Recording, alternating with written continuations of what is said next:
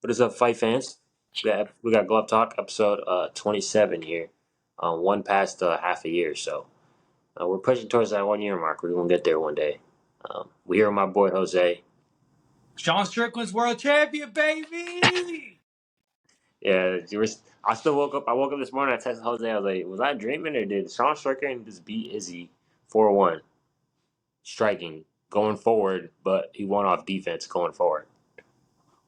Just makes no sense, but hey, that's Love what it, happened. man. So we're here in this episode. We're about to break over UFC Sydney, Australia, UFC 293, and then we're gonna go over Noche UFC, which is Shevchenko versus Grasso rematch, and then the Kevin Holland versus Jack Della Maddalena. So, which that's weird they didn't make that fight for Australia. Thinking about it now, I don't know. Probably some visa issues with Kevin, something like that. Probably been. I don't know. I don't know. he's probably got some stuff on his record. I don't know, man. I don't know.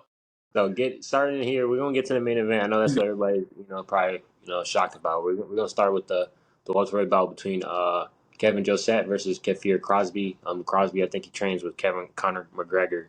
But Kevin Josette, just came out here, got on the ground and got the rear naked choke. It seemed like Crosby really didn't know how to defend a rear naked choke at all. He didn't start fighting the hands at all, and he got flattened out pretty easy. So it was pretty. It was one of the fastest submissions I've ever seen. I think it set a record. I think in the division. So um, good win out of Kevin Jose, just showing that you got to be good in everywhere. You can't just be friends with Conor McGregor and make it to the UFC. So No, for sure. I agree 100%, man.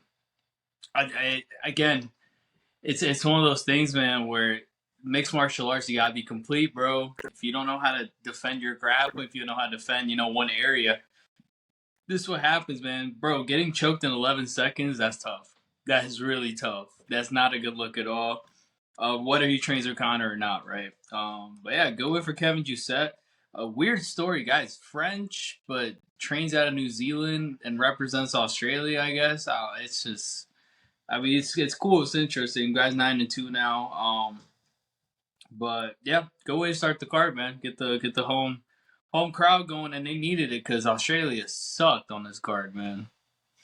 yeah, and then the next fight we had first guy from CKB, I think Shane Young with a terrible haircut. The He had like yellow and then he had to go blonde. I don't know, bro. I don't even want to talk about it. But losing to a guy in Gabriel Miranda by submission, and a guy in Gabriel Miranda who, his first couple of tough fights were against guys like Benoit Saint Denis, who we talk about on the podcast, a potential champion one day at lightweight. So Mm-hmm. Gabriel Miranda's been in there with some guys who are, championship level competition. So it just showed that there's levels. Shane Young coming off a couple, bad decisions. I think, he lost to Lerone Murphy, where I think he could have won that fight, and then I think he lost his last fight. So he's coming off a couple losses here. Not to bumps, to some tough guys, but it's at a point where you got to say, hey, one more and you probably get cut. So, and for Gabriel Miranda, good showing, and just shows that how he's fucking tough, and he's game in the featherweight division. So Yeah, man, Gabriel Miranda, that was nasty. He didn't even have it fully in until the last second, and you see Shane Young just convulsing right at the end after he didn't even tap really. He just went out. Going for Gabriel Miranda, we know he's talented, right? He's just fought tough guys, right? But for Shane Young, man, it's a reality check, bro. Like the way he let him take his back, the way he like just didn't fight it well. Um, that's not a good look. It's not a good look, man. And when you're facing grapplers, right, you can't have any real holes in your game, right? You have to be able to defend the hands. You have to be able to turtle up, right? Shane Young just looked lost when it came to the grappling, right? And good on Gabriel Miranda for getting it to that point, for getting a submission quickly. Yeah, it was a good win for him, man. And Shane Young's a guy who carries a lot of weight, name wise. Honestly, I think just because he's Australian, right? I think a lot of these Australian guys, there's a lot of good ones. Don't get me wrong, like Jack Maddalena, Jack Jenkins, right? All these young prospects. I think Shane Young's been one that kind of has, attached his name to that boat, but he's kind of been disappointing, man, lately. Like it's Jimmy just Malarkey. Jay Malarkey, Blood Diamond, who we're gonna get to. I think when you break it down, right, if this car wasn't in Australia, he probably wouldn't be on it, right? But because it was, they put him on it. Obviously, they want to stack Australian and Oceanic guys on there. he's just not that good to me. I think Shane Young is on the verge of probably getting cut. If I'm being honest with you, bro. Like it's just like it's just getting to that point to cutthroat business, right? But yeah, and the haircut too. Oh my gosh, you try to do the Charles Oliveira, and it just like came out way too yellow. It looked like Ric Flair. Um, but yeah, going for Gabriel Miranda though. We had Blood Diamond versus Charles Radke here. Charles Radke just put on a clinic on Blood Diamond. I mean, Blood Diamond is looking like Jorge Masvidal at the end of his career, and this is the beginning of his career. So, where he only is dangerous for certain spurts, but besides that, just getting dominated the whole fight. So, he did show like some unique techniques, but besides that, like he's got destroyed, bro. I mean, yeah, he learned how to fight against the cage a little better and avoid getting taken down. Good job. You look like you didn't know how to throw a strike. You look super stiff. You look nervous. You look like you didn't even want to fight. You look like you knew you were going to get cut. And then Charles Radke, what he said afterwards on the mic, I'm in full support of fighters saying whatever they want. I don't really care. They were booing him for no reason. You destroyed your guy because your guy is trash.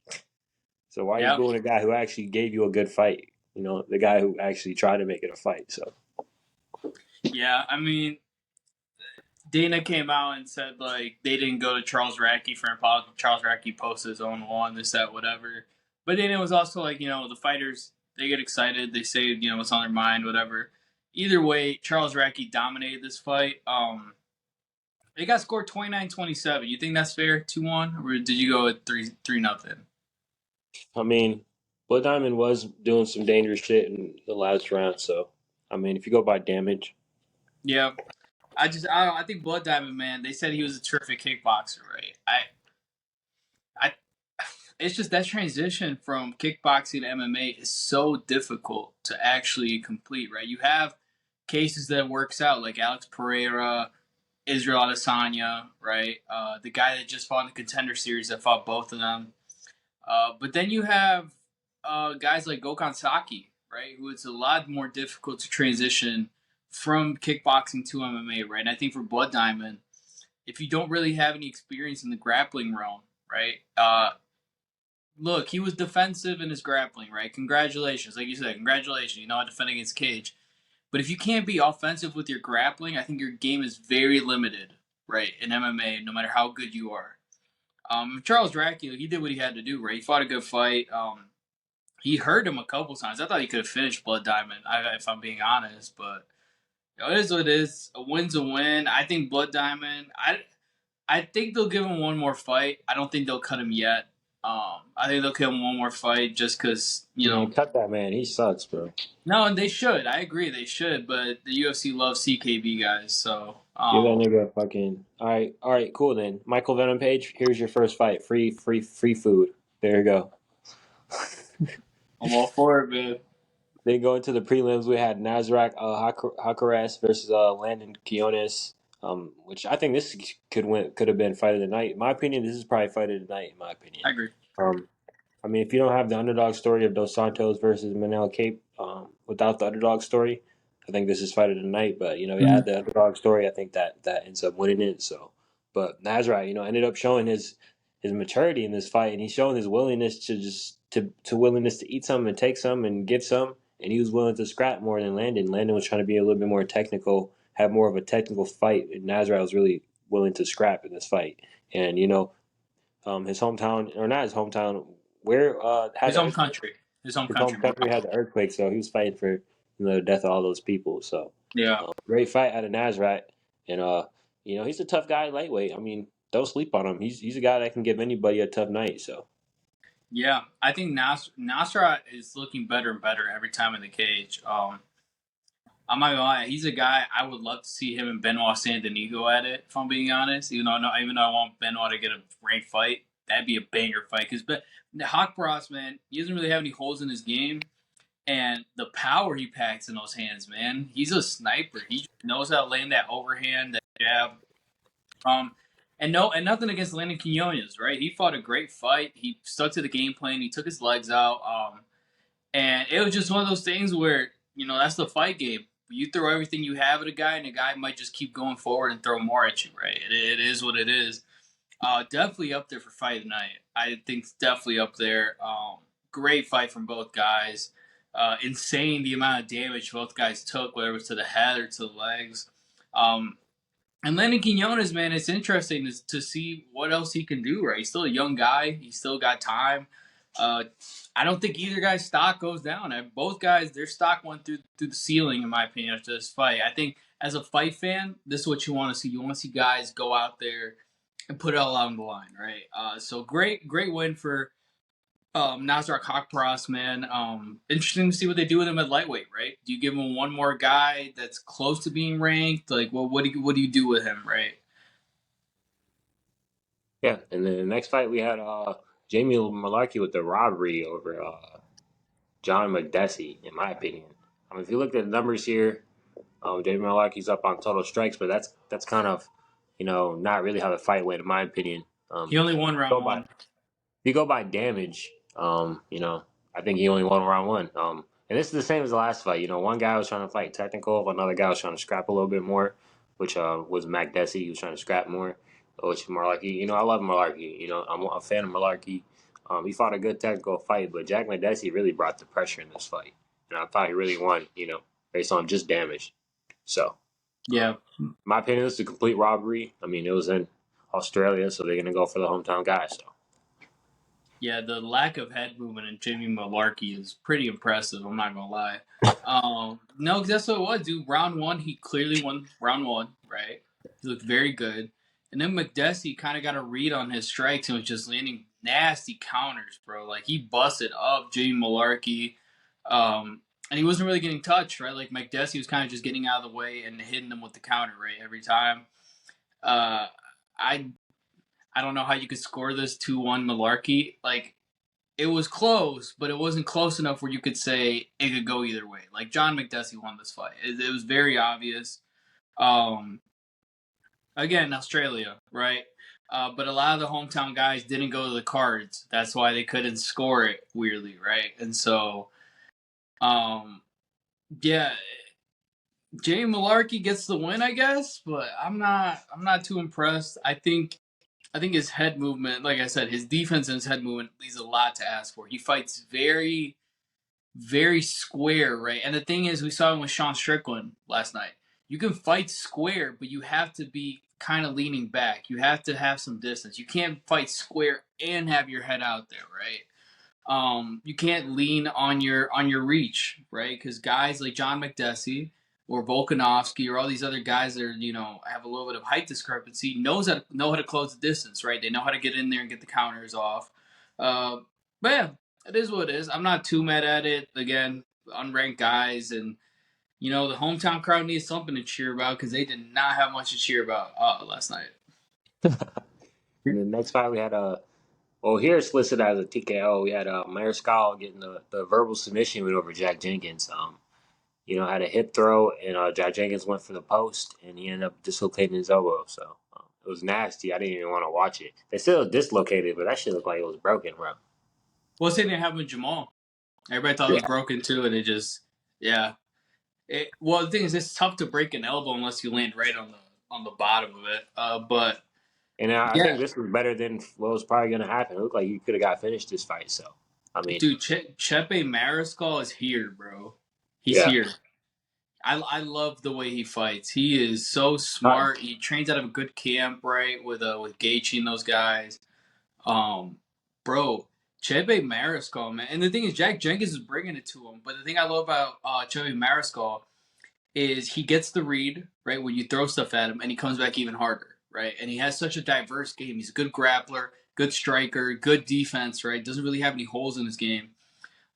I think Jack Jenkins got a little too over aggressive, which is what got him in his position, right? Where I love it. He was gonna go for a hip throw, and then he right when the throw was about to happen, he pulled his leg out and tripped him. Right. So instead of tossing him over, where Jenkins has a better defense, Jenkins kind of goes face down, and you can get the backside right with the hook in.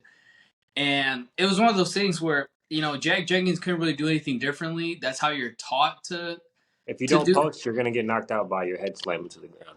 Yeah, and then one thing you could say is, okay, maybe Jack Jenkins could have posted like this instead of like this outwards. But either way, I think that fight was going to be a finish regardless. I think Chepe on the ground is an animal, right? I think it would have ended this pretty much the same way by knockout or submission, right?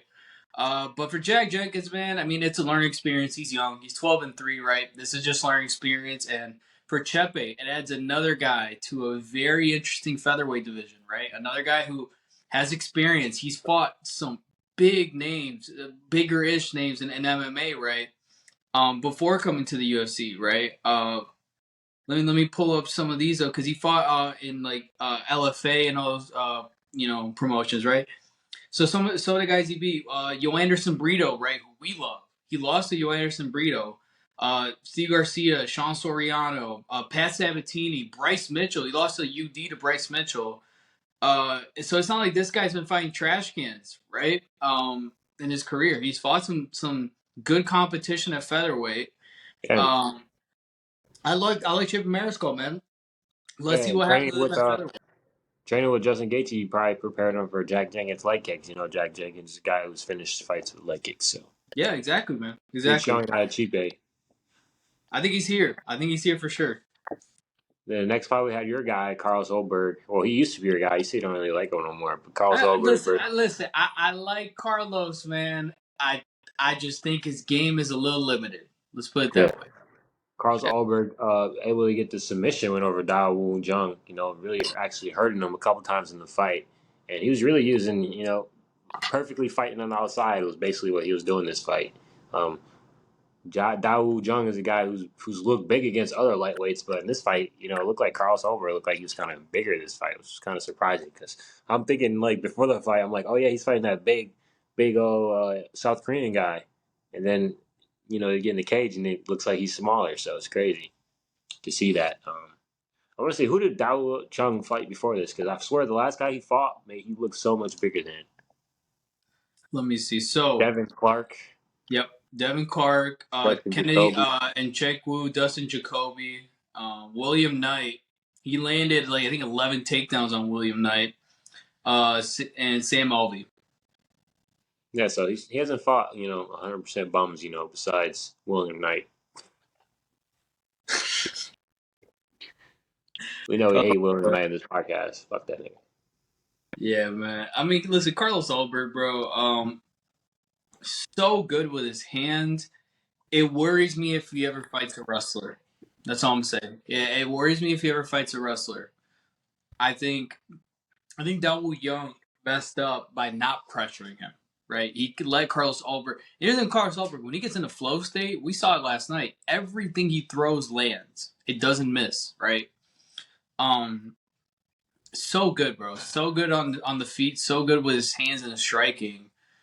But two things I noticed. One, he ate a ton of leg kicks, right?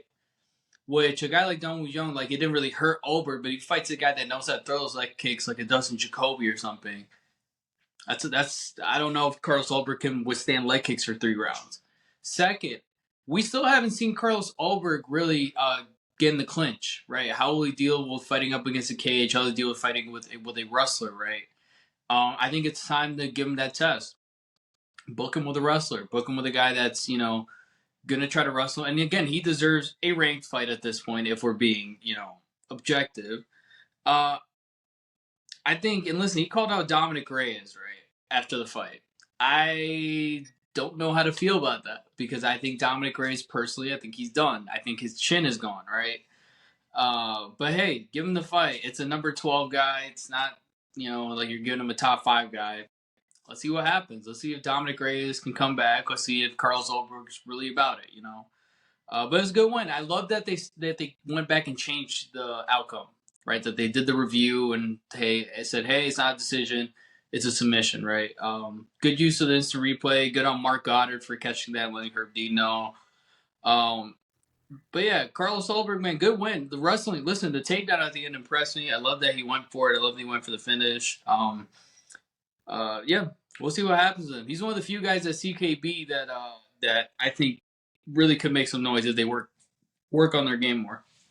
Yeah. Going up to the main card, we had the pleasure man Anton Turcali get knocked out by Tyson Pedro, which I He's thought he getting was going cut. to fight, and I thought that I love Tyson Pedro, but I thought he was going to lose this fight just because the strength of schedule of Turcali. And honestly, I like Turkali still. I mean, I like his walkout. I like his whole pleasure man thing. I think it's entertaining. I fuck with it, and I like his little walkout song too. So, Yeah, it's a shame he's gonna get Tyson cut. Pedro is just an Aussie banger. So Yeah, it's a shame. Anton Turcali's gonna get cut. That's the only thing. It's a shame, bro. It's a yeah, shame. It's a shame. It really is. I think he'll be back at some point. I like the But guy. good on Tyson Pedro, man. Obviously, he's been through a lot. He got really sick before his last fight, right? He's had a lot of injuries throughout the years. Um, but I think we saw last night why Tyson Pedro has the hype that he has. Dude, he did not miss when he was throwing his hands. Like everything was landing when he was going for the finish. He stayed composed. He went into like that killer state, right, where he doesn't really show any emotion. Just hey, land your shots, put the guy out, go home, right. Good on Tyson Pedro, man. Go through all the adversity, right? Obviously he's Tai Tuivasa's brother-in-law. Trains with Ty, and he's one of those Australian guys, man, where I love the way he fights, man. I love the dog in him. I love the way they just go out there and they just bang, right? Good win for Tyson Pedro. The question now is, what do you do with him, right? Light heavyweight's a whole mess where nobody wants to fight each other. They don't really want to book anything.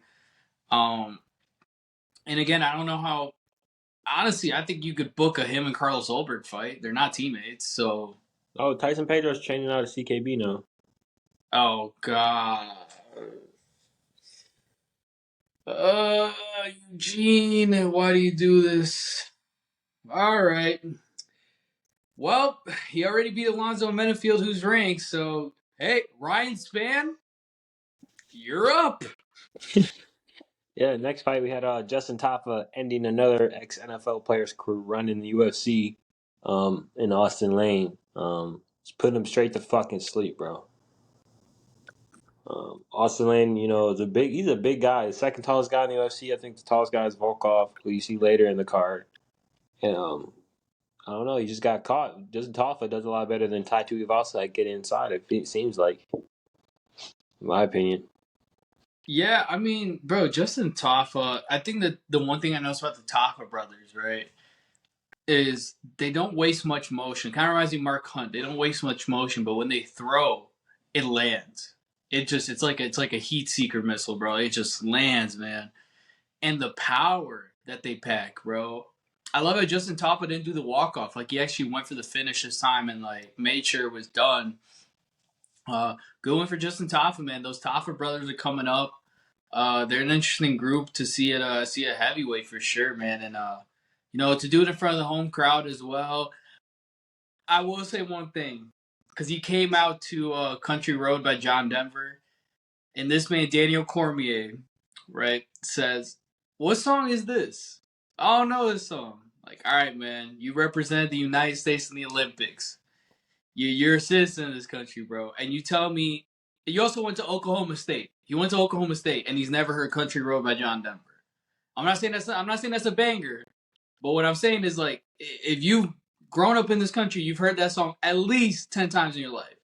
And this man went on the commentary and said, "I don't know this song, man. I'm a hater. I don't like it." Okay, whatever, bro. Whatever. Shout out DC. By the way, Yeah, that's shout another out. note.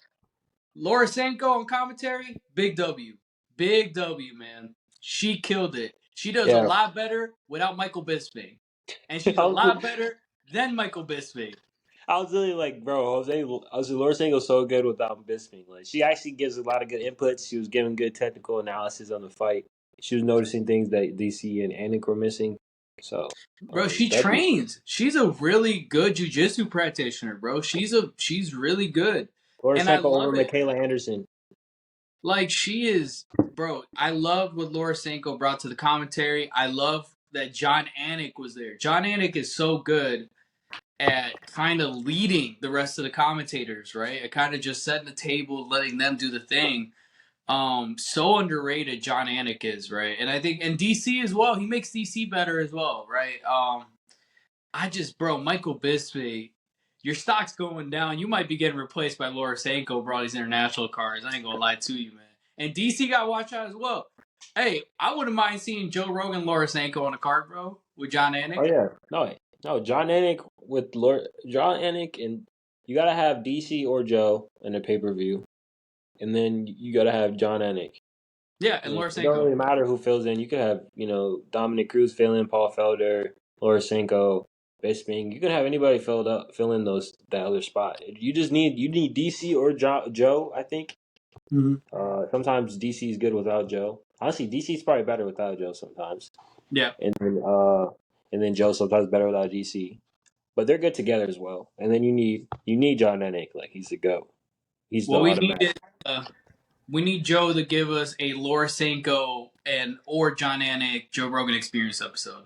That's what I need. That's what I Yeah, need. that'd be They're cool. great personalities, man. I'm glad she's on the commentary finally.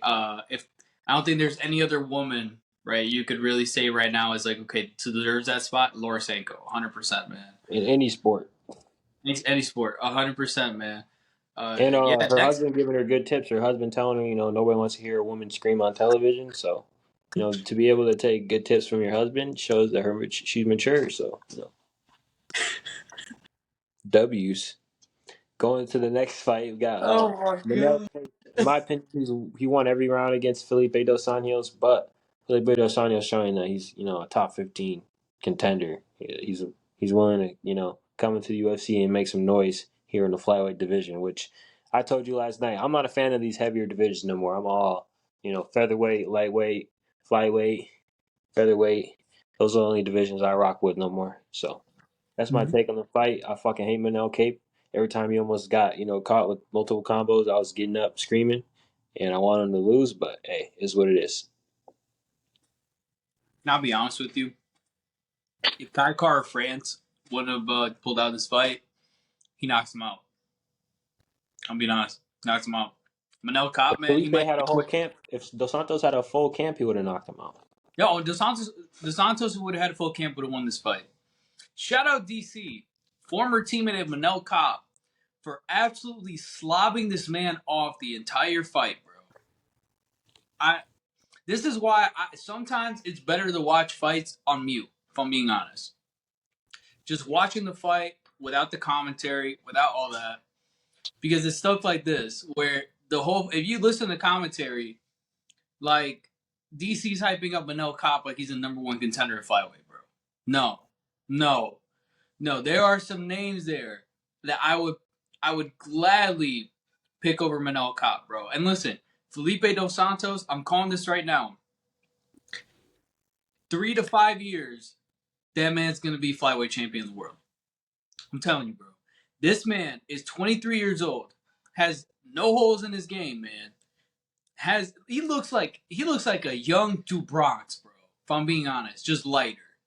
The way he fights, and he's so good, man. Like you could tell if he had a full camp, he would have won this fight, bro. Because even for being disadvantaged and coming in short notice, he cracked Manel Cop a couple times, and they tried to play it off in the commentary. He cracked Manel Cop a couple times, bro. And obviously, Manel Cop was catching him, and he was just eating it and kept going forward. And listen, Manel Cop won the fight. Don't get me wrong, but but Felipe dos Santos won the crowd.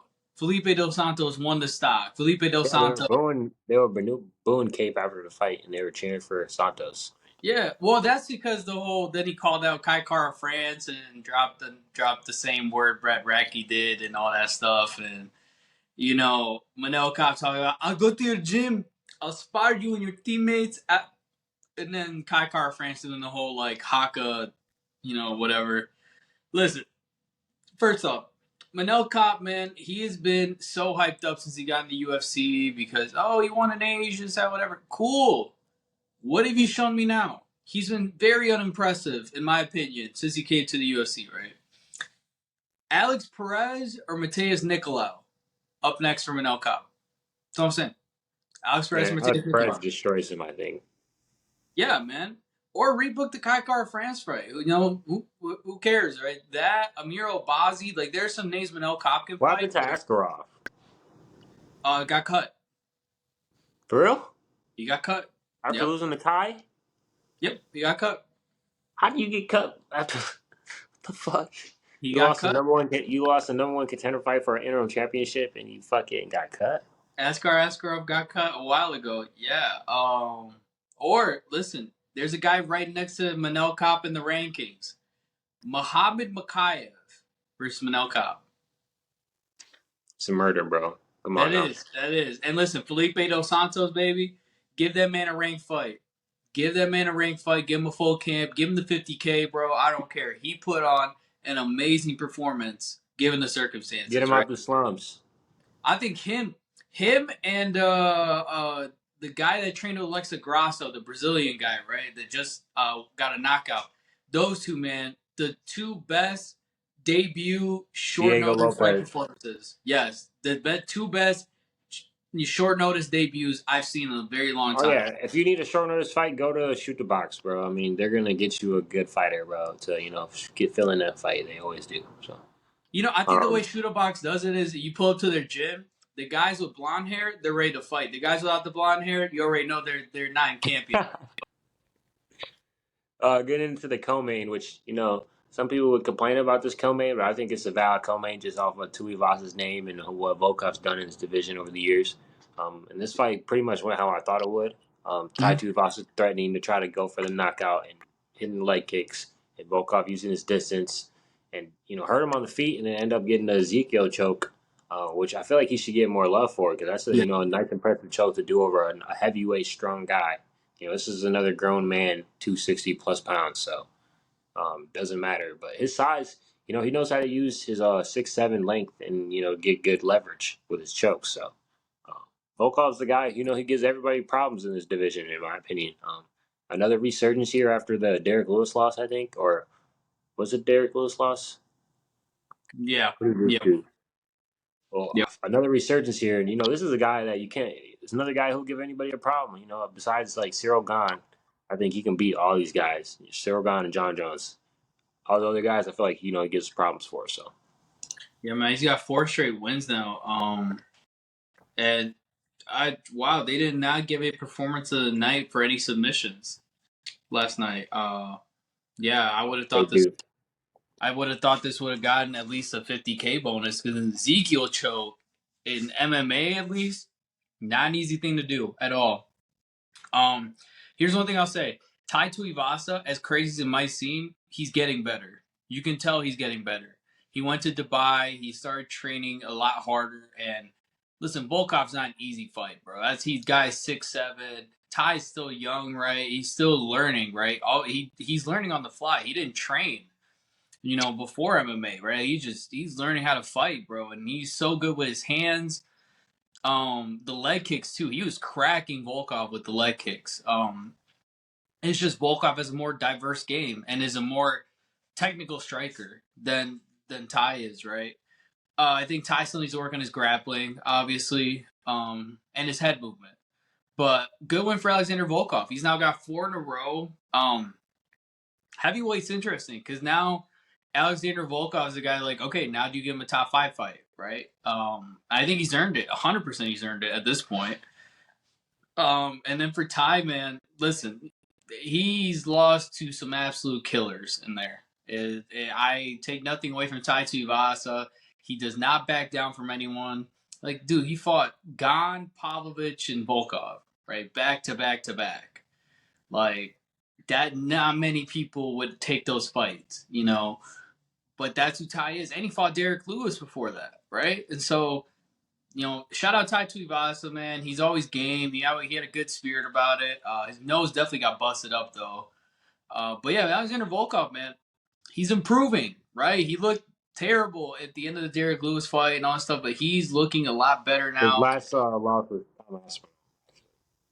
Yeah, yeah. Which, again, Tom Aspinall, guys that lose to Tom Aspinall, I don't take anything away from them because it's Tom Aspinall, right? He's just a wrecking machine through everyone. I think Volkov's just getting better, right? He's still evolving. I think he needs to work more on the volume a little bit, and putting on the pressure rather than being the counterpuncher at times. But yeah, good win, man. And listen, people complaining about this being the co-main event.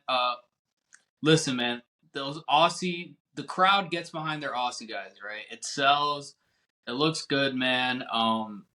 It was a good co-main for me. I mean, I think the way the UFC is now, what else can you have booked at co-main? There's no title fights to really book for that. You're not gonna have Shevchenko fight Grasso in Australia, right, or anything like that. So It's a good co-main.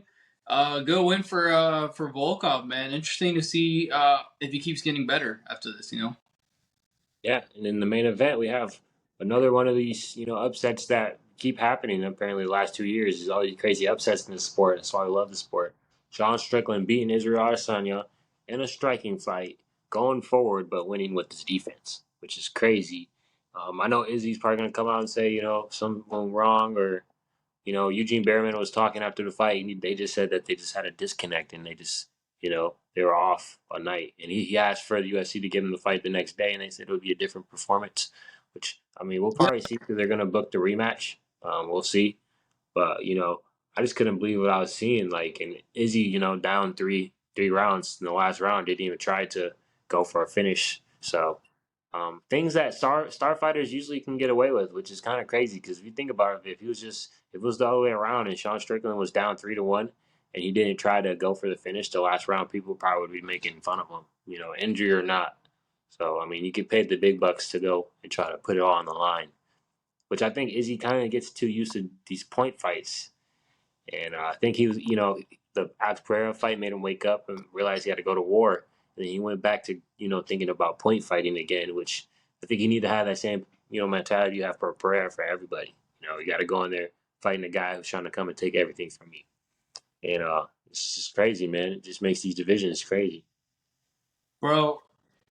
Sean Strickland, Sean Tarzan Strickland, bro. I tried to tell people this guy's defense is so stupid that it works. It's so simple the way he fights that it works.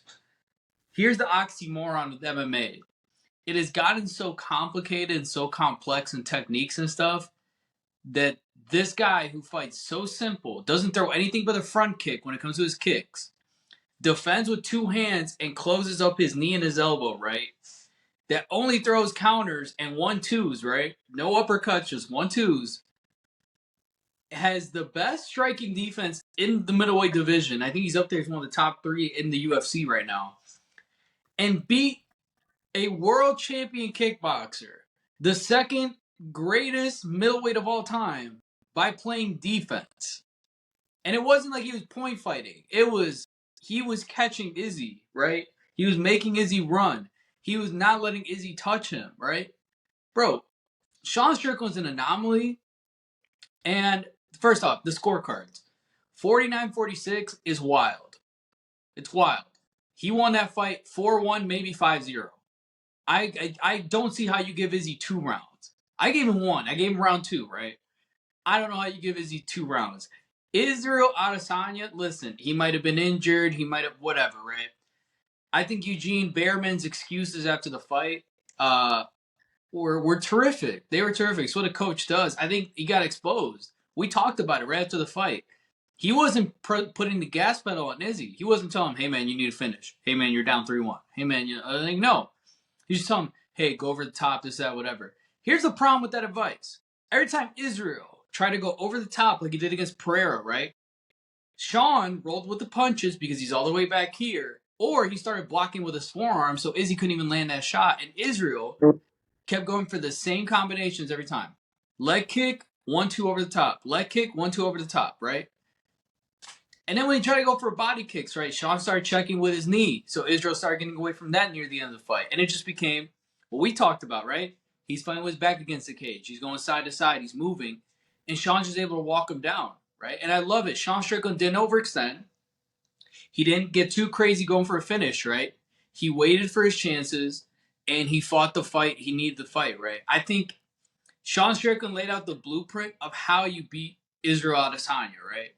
I think Pereira did in some ways too, but Pereira got caught the first fight and he got caught the second fight as well. If you think about it, you have to walk down Israel. As crazy as it sounds, you have to walk him down, but you have to have good enough defense where he can't hit you back, right?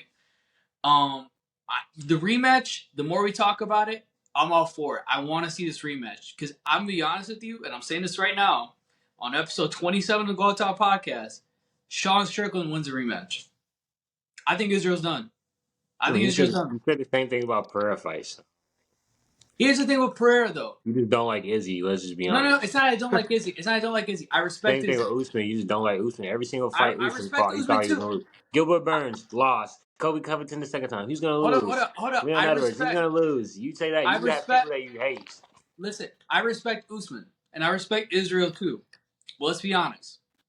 Alex Pereira was winning the second fight before that punch, right?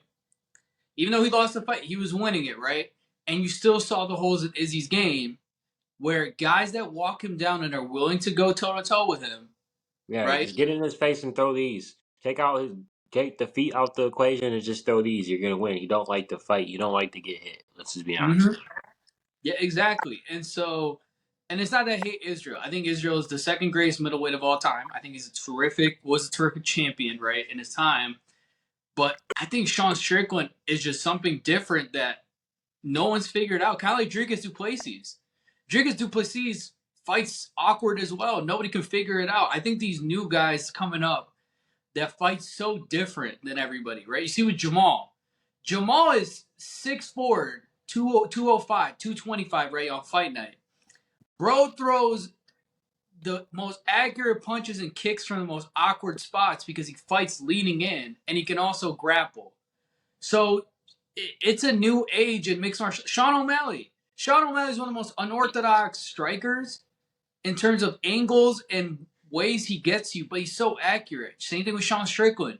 These new guys that are coming up, we went from being super complicated in the way we did mixed martial arts. Now these guys are simplifying it in such awkward, unorthodox ways. These guys can't figure it out. Israel cannot figure it out. I think Israel should have gone for the finish around 4 and 5 and said, "Hey, forget going backwards and sideways. I'm just gonna go forward. I'll put him up against the Yeah, cage." fuck if you're not going forward for you. You can go forward against Paulo Costa, Robert Whitaker, but you can't go forward against Sean Strickland. Bro. I'm not trying to discredit Sean Strickland. This is all on Izzy, bro. Honestly, in my opinion, like Paulo Costa's a way scarier guy to walk forward on, bro, than Sean Strickland. Let's be honest. So Yeah, definitely, he's off the testosterone. He stopped doing TRT, testosterone. Or he just I don't know, something was up. He just didn't fight and bring it. Because honestly, every time if he would have went forward to this fight, he would have been winning. Because Sean Strickland backwards is literally terrible. Like Sean Strickland only wins fights when he's going forward. yeah, So that's why like the Jared Cannonier fight was so scary for him because he wasn't really going forward the fight because Jared Cannonier brings that heavyweight power. So, yeah. um, And Sean which talked I think about he that. won that fight, but And Sean talked about it, and that's why he worked on his jab, and that's what helped him in this fight, right? When he knocked down Izzy, what was it? It was behind the jab, that 1-2, right, off the counter. Um, Dude, I'm be honest. Yeah, they're gonna book the rematch, right? But at 35 years old, how much more does Israel Adesanya have left in the tank? I mean he's an MMA fighter. 35 is not really the end of the run for them. For the elite level ones, a lot of times it is. It's around that age, right? Especially for him, having fought so many fights in kickboxing and MMA now. He's at 27 fights in MMA, right? And we are starting to see holes in his game the more he fights, right? Some of them he's not improving on. So I don't know. And I think middleweight's an interesting one. If he doesn't win the rematch with Sean, uh, I don't know who you book for him. If he does win it, you got to book a trilogy, in my opinion. If he does beat Sean Strickland, and then you block Hamzat or whoever else is at 185. Depends on how he wins. If he goes out there and knocks him out early, destroys him, looks like the regular Izzy, I think you just say the first fight was a fluke. But if it's a close fight, another war, then I say you do the trilogy. I'm also saying Dricus Du Plessis was definitely punching his couch and breaking the walls down at his house when he watched this fight. I mean, yeah, injured or not, if he was in that fight cage, I think he finishes Izzy the way Izzy was fighting that night. But I don't know, maybe Izzy brings a whole different motivation because of the bullshit race shit he was trying to, manifest random beef with. So, I mean, Yeah, man. So yeah, um, City Kickbox. No, Australia went 3-3 this card. yeah, I mean, this card was meant to show off how good the Aussies are and how good CKB is, but I really think this exposed CKB. Really. Volk carries them, bro. You Yeah. said it. What would you rate this card, man? 5 out of 10. Wow. I mean, I watched all the fights. There were some good fights, but honestly, it just didn't really give me the only fight that really gave me goosebumps was the main event when Izzy got knocked down. I was like, oh shit. But I texted honestly, you. I said, Devon, talk to me, bro. yeah, my balls dropped that when that happened. But besides that though, like the whole rest, I mean, it was. I mean, this is a pay per view. This is a pay per view fight. This is a Yep. fight you could have had so many other fighters on. You could have had Jack Mal. You could have had Maddalena on this card. Could have had Yeah. Volk on this card. You know, I Yeah, don't man. know. Not saying the timelines of Volk fighting worked out, but I'm saying you could have planned it better to where Sydney Australia card could have been a double championship fight card. So. Yep, I agree. I would give this card. The main event was a 10 out of 10. It's an all time classic. It'll go down as an all time classic. I think you take the main event out. I'm gonna be a little more harsh. I say 3 out of 10, bro. This is very underwhelming. Very underwhelming card. We knew that going in, right? People have been talking about it. Um, it seemed like a fight night card outside of the main event. It just seemed like a fight night card, and not a good one for being brutally honest. It had its moments, especially on the main card, right? Um, I don't know. It was not for me. I think the crowd was great. The crowd was awesome. The crowd wasn't as into it as like going from the Paris fight. Yeah, Like I yeah. really felt the crowd. This card, I really didn't feel the crowd. Well, that's what I'm And saying. then They the were, main event, you don't even know who they're going for. You didn't even know if they were going for Izzy or Sean Strickland. It's like, but that's what I mean. Like the crowd was awesome for an international card, but I was gonna get to that where it wasn't London, it wasn't Paris, it wasn't Canada, right? Even Canada, dude, when they had the Vancouver card with Juliana and Amanda was terrific, right? The crowd. I think the Aussie crowd. I think they knew how underwhelming it was going to be, and it's tough because Sean Strickland, the people love him in Australia, right? And it's tough. Like the UFC's putting Izzy on the card, who doesn't really have the love of Australia and New Zealand because he said that he's not from there, but and all that. And I get it. I understand why people say that. Now he's repping China, right? He's openly talking about that. It was a tough sell. I think Volk would have done a lot better. If you would have pushed back Volk and Yair to this card, the crowd would have been going nuts, right? But it's tough to sell it. It's tough to sell it with Israel. I think Israel is a very polarizing figure in mixed martial arts. When you take away the talent, you just look at the personality. And so is Sean. And it made for the perfect match in that sense. I think the rematch is going to be booked a lot better. I think the rematch needs to be Madison Square Garden, bro. Bring it to New York. Bring it to that big atmosphere, right? And it's September, right? Israel, I know he's had a breakneck schedule, right? Back to back to back fights, bro. Book it in December. Book it in December. Why not? Those guys didn't really take that much damage. Book it in December. See what you can do. yeah. And yeah, I mean that's the only fight that makes sense as a rematch to me. So, and then going over Noche FC, we got the rematch next week. We got Alexa Grasso defending her title first time against the girl she took it from, the goat, Valentina Shevchenko, or one of the goats. So then you got the co-main Kevin Holland, which Jack versus Della Maddalena, which I think this is a justifiable co-main because this fight's gonna be a banger. This is really the fight I really am excited for, honestly. And then you Mm-hmm. got Raul Rosas Jr. versus Terrence Mitchell. I think that's the guy who trains out of Alaska. Yeah, yeah. Mm-hmm. So then Daniel Zellhuber, a guy Mexican kickboxer, guy that we like on the podcast, fighting Christos Giagos, should be a Mm-hmm. good fight. Um, Tracy Cortez against Jasmine Desdevicius. Yes. I need to see Paulo Costa in her corner. I need to see Brian Ortega in her corner in Jasmine's corner. Yep, yep. I think Jasmine might win that fight, honestly. She looks so good since she went to Gocha and started training there. I think she's gonna do really good. She's an underdog in this fight though. Then Natan Oh, Levy, he backed out. Natan Levy backed out. he did. Alex Racer's Charlie Campbell now. Oh, Yep. okay. Well, I was excited to see Natan Levy. He's a guy I I like. was too. And then we got Roman Kopylov, seeing if he could defend his ranking against Josh Fremd. Josh Fremd always brings a good fight. Yeah. Well-rounded guy. Yeah. No, This I agree. Oh, Kopolov beat Rubiero last fight. Yeah, no, yeah, he knocked him out. And then he had the head kick knockout before that. He's had two straight head kick knockouts. Hey, this guy's a beast. Uh, oh, Game Bread Bare Knuckle 5 happened. I don't know if you saw that. Oh yeah, I seen that. Dos Santos fucked up his eye. Yeah, he beat Fabricio Verdum. Rematch from way back in the day, 2010. That was one of my favorite knockouts growing up. Was JDS uppercut? He just uppercutted Fabricio Verdum into the Shadow Realm. But then Verdum got cut, went to Strike Force, beat Fedor, came back, won the title.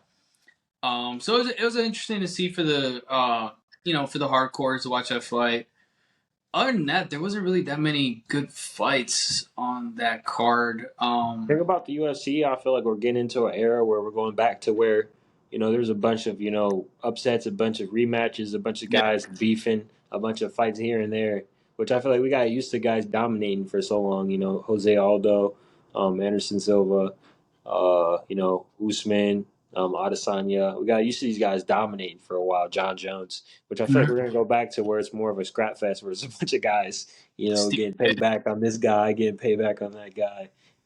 Um, Well, in my now the UFC since Connor has been more open to doing cross division fights with champions and stuff, and I think that helps too. Like obviously, BJ and George St. Pierre did it first, right? But it wasn't until Connor came around that was really like, okay, now we're gonna push that, right? It's an interesting time in the UFC, man. I think it's good to see change. As someone that grew up in the Anderson Silva era, in the GSP era, and all that stuff, right? This definitely isn't your mom and dad's version of the UFC. This is a lot different now, right? A lot better fighters as well. It's interesting to see what's gonna happen, man. We're definitely in a good state in mixed martial arts, right? The way these fights are going down, and listen, you love to see these stories. You love to see Jamal Hill get a title, right? After everything he went through. You love to see Sean Strickland get a title after everything he went through, right? All these underdog stories. Leon, right, winning the fight right at the end against Kamaru. Um, and there's such high level fights still being booked, right? You got Islam versus Charles Oliveira coming up next, right? Which is going to be a terrific pay per view card. You know, it's a good time, man, to be a fan. It's a really good time. Again, the old guard changing. That's something that you when we FaceTimed last night, you said yeah, I'm learning now. I can't attach myself to these guys, man. They really do come and go. yeah, Listen, nothing broke my heart more than seeing Anderson Silva get knocked out by Chris Weidman because that was my guy. Him and John Jones were my guys growing up, and Junior Dos Santos. I watched Junior Dos Santos win UFC on Fox One. I was sitting in my living room. I watched him knock out Cain Velasquez right in 30 seconds. I love the guy. I played him in all the UFC games. He had the bad boy shorts on, the Bony SI sponsorship. He was a killer. And then having to see Cain Velasquez destroy him the next two fights and just, it's tough to get attached to these guys because injuries happen, life happens, right? Guys get better. They're killers. This is the top level, in my opinion, not just of sport, but it just of like humanity, right? You're talking about the most trained, well-rounded killers in the world going in a cage and finding the most intricate ways to beat each other, right? Over and over and over again, through injuries, through training, through all this stuff, right? There's no other sport like it. There is no other sport like this sport, man. yeah. And then you got Izzy, who was ranked 5 on the pound for pound. You got Sean beating him. So what? Sean's top 5 pound for pound now. After beating up Boost Magomedov the last fight. I mean, Boost wasn't no joke. I ain't gonna lie. Boost isn't no joke. Bro, let's be honest. A Boost fought, and listen, and Sean's talked about this. A Boost fought a trash can on the Paris card, right? And Stifles or whatever. And a Boost had a really like lofty record from fighting in Europe, right? He had only had like one UFC fight at that point. I'm with Sean, bro. Like Sean did his job, went in there and destroyed him, right? Interesting times, bro. I don't know if you saw it. So Kamaru is back in training, right? Him and Michael Chandler. Michael Chandler posted a video of them back in training. The Connor fight still has not been officially booked for some reason. But it's just paperwork and fucking signing here on the dotted line. That fight's happening, bro. I think. And for Kamaru, who do you think Kamaru fights, man? He's talking. Somebody said some stupid idea about Kamaru going up to 185 and rematching Sean Strickland, who That fought him was at me. 170. That was me. No, I saw it on Twitter. I said it. I texted it to you. That's what they should do. Oh, I didn't even know you sent that. I saw it on Twitter too, bro. Oh my gosh, man. I love you, bro, but y'all need to stop, bro. Y'all Why need to not? stop. Why Bro, not? first off, I think Kamaru's too small for 185. That's number What? one. I think he's too small for 185. I think he's too big for 170. The fuck? Yeah, I also think his knees are done. Honestly, just give him the Shavkat fight. Honestly, give him the Shavkat fight on the counter card versus Chandler card, and I'll be They're happy. training partners. They're train. This is what I hate about MMA politics, bro. And I love what Mark Munoz and Lyoto Machida did, right? They were teammates and they fought. And then I after the don't want to fight, watch Usman versus fucking Wonder Boy. I'll take that. I'll take Fuck no. that. Now Ian Gary was training with Connor, and Ian Gary wants that Wonder Boy fight. There's a lot of stuff going on, man. Sean O'Malley. The UFC is fucked up now, bro. Honestly, Yeah, Sean O'Malley doesn't know who he wants to fight. He's talking about fighting Gervonta Davis and he all this knows he stuff. wants to fight. He's in that Cheeto fight, bro. Let's be honest. He wants a Cheeto fight. Uh, Cheeto said he wants it too, but then Yeah, I don't Sean's want talking the about, Marab fight right away. Just let him get one fight off from fighting a fucking nut wrestler, and then or a wrestler, and then let's do the striking fight in there.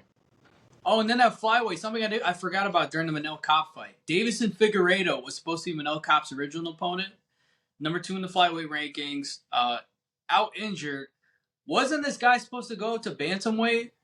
Like, I mean, what's yeah, but you got Pantoja's champ now, so he has opportunity, to maybe go out there and win one fight against like a Bazzi. I say you make the Figueiredo versus Albazi fight, and then yeah, the winner of that fights the winner versus Roy Val versus Pantoja, in my yeah. opinion.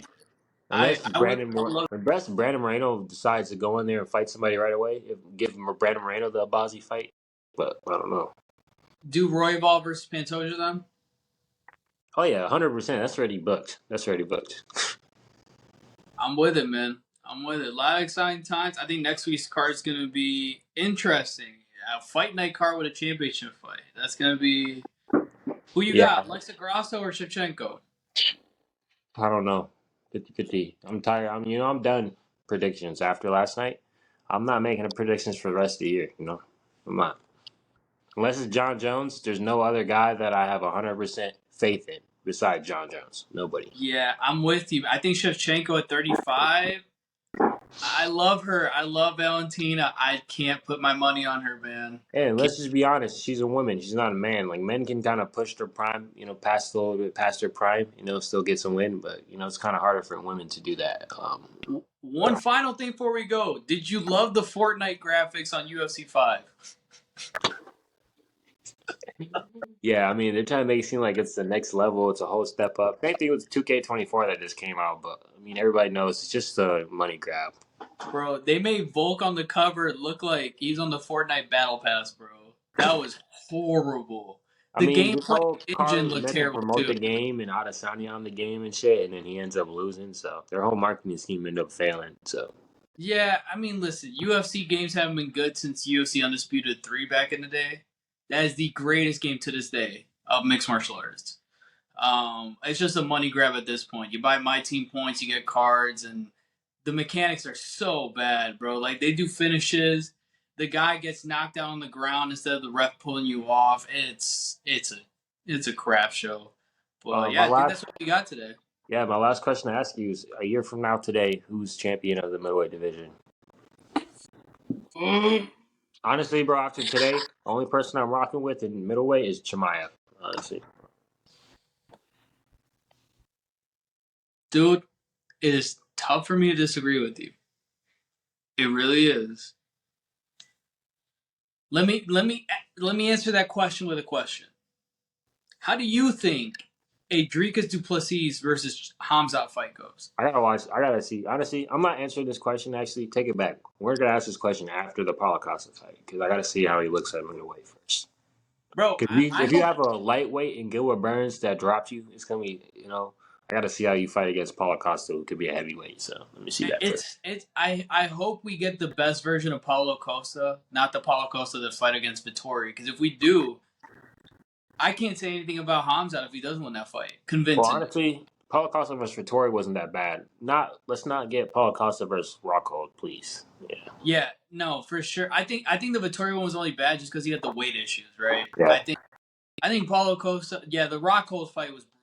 If that's the Paulo Costa we're gonna get, then I don't know, bro. What you do on Hamzat? Hey, Jared Cannonier versus Hamzat's another one you can book after this fight because there's going to be a whole mess of Dricus and Israel and Sean in the title. Robert Whitaker as well as up there. I think I Paulo think Costa's going to be a good test. You know? I think you do the rematch. I think you make Dricus fight somebody. I don't think you let him just sit on the sidelines, especially because he turned down the fight. That's different than you won while the fight was already booked. So you're obviously the number one contender. You were obviously offered the championship fight, a fight that that had some beef behind it, and you said no. So I think you have to fight somebody. So I think you give him the. I think you do Dricus versus Jared Cannonier, and then the winner of that, it makes sense because if Cannonier wins, you get the rematch versus Strickland versus Adesanya, or they do the trilogy or whatever. And Right. if Dricus wins, you got the Dricus versus Adesanya. Dricus versus Sean Strickland would be funny too. They probably talk shit. So I don't know. One last thing. I just saw it in the rankings. I forgot he went to welterweight.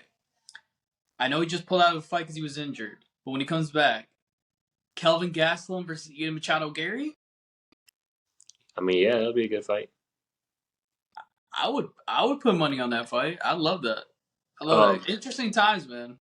I know somebody who's super salty right now, Marvin Vittori. Hold that fucking L. Him and Jamal doing podcasts now. I don't know if you saw that. Him and Jamal doing podcasts now. Yeah, I mean, I like Vittori a little bit more because of what I've been seeing on the pod. He's less cringe, but still, He you trains can with tell Sean, he's still a salty motherfucker that Sean won, because he thinks he actually beat Adesanya the second fight. So and he trains with Sean now, and like he's getting better at Extreme Couture. Bro, I'm gonna be honest with you, Vittori, he's got no future in this division. He does not, bro. The only win he has over these guys is Paulo Costa. That's it. That's the only one he has over yeah, the top five. well, Like, close to six, so technically not well, even top well, five. you know what I mean. You know what I mean, though. Like the top guys at middleweight. That's the Yeah, I mean, only he one. lost to Roman Dolidze, so Yeah, he robbed Roman Dolidze that fight. Now Brendan Allen's coming up too. It's gonna be interesting to see what they do with him. Um, I think Brendan Allen's a guy who could make some noise at top middleweight. Bro, I'm gonna tell you right now. Next year, you're not gonna see Izzy, Cannonier, and maybe even Whitaker in the top five of this division. I think there's gonna be a lot of change at middleweight. A lot of the old guard. Look at the bottom of this division. Chris Curtis, Paul Craig, Imavov, well, Brendan Paul Craig's Allen. at welterweight now. No, Paul Craig's at middleweight. He was a light heavyweight. He dropped to middleweight. He beat Andre Muniz last fight. Oh yeah, facts. True. Yeah, so you got Jack Hermanson, Roman Dolidze. Brunson's gonna drop out by next year. Paulo Costa, who the hell knows what he's doing, right? Sean Strickland now the champion, bro. Vittori's probably gonna still be up there because he's stubborn and he just stays in the top five. But Samaya. Cannonier, Whitaker, and Izzy, who knows what's gonna happen with them? Yeah, this division middleweight's kind of dead anyway. Looking at it, I mean, it's really not that stacked. You said at the beginning of the show, middleweight, light heavyweight, and heavyweight. I'm looking at these rankings. These divisions are not in a good state right now, bro. They're not. They're very top heavy. Very, very top heavy, man. And I listen. I've lived the dark ages of the heavier divisions. It's not good when you have to have like when Anderson Silva was fighting Talas Leites and Patrick Cote. No, you need to have good talent in these divisions, bro, or else it's just gonna be boring fights for the next couple years. But yeah, I think that does it for us, right? Yeah, I think that does it for this episode. I'll follow us on IG at the Glove Talk Podcast. Like, subscribe, and we'll see you guys next time to talk about Noche FC, and then what's after that? What's the next one after that? Then we're going to talk about Fizzy versus Gamrot. So that's going to be a Oh banger. gosh, I forgot they booked that. Oh And then gosh. Bryce Mitchell versus Dan Ige. So, you know, Yep, gonna be good. So we'll talk about that when we get to it. Go talk. Yeah, Sean Strickland. I don't know, that podcast episode you done Joe Rogan was so weird, but you're my hero. I need a press conference with you, Sean O'Malley, and Colby Covington. Please and thank you.